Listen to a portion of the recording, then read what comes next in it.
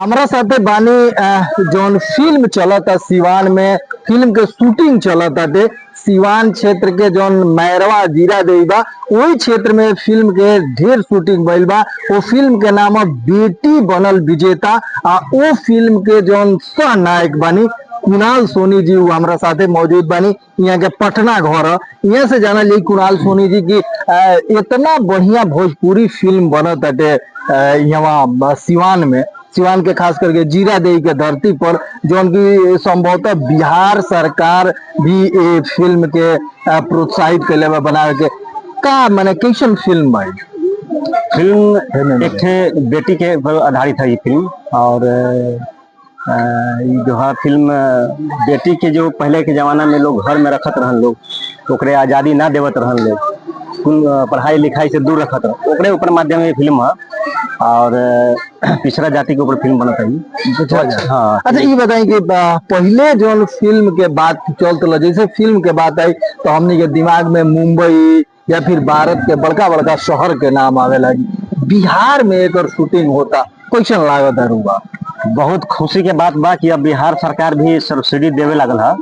इससे बिहार के जे भी कलाकार रहे जो बॉम्बे जाते रहे काम करे खातिर, वो वहां से अब बच के यही काम करता। जैसे कि हम अभी पिछले महीना हम कहीं बोध गया में, औरंगाबाद में सुहागिन के सीन ओकरा में सोलो हीरो रही। और एक से पहले भी कई फिल्में करनी है, लेकिन ये दो पिक्चर अभी सब्सिडी वाला बा बिहार गवर्नमेंट के। तो ये तो बहुत खुशी के बात बा कि बिहार सरकार अब ध्यान देवत गया। और अपने बिहार में बहुत ऐसा पर्यटक स्थल बा जो लोग ना जानत होंगे अभी तक।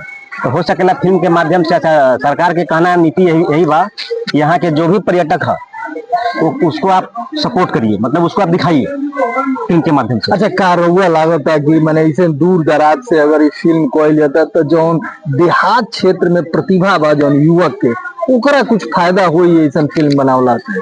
अगर युवा के अंदर टैलेंट रही तो सरकार तो कहते बा कि 90% कम से कम बिहार के कलाकार रखे के पड़ी। तो अगर टैलेंट रही, हम रही या कोई, तो काम तो के मिलवे करी।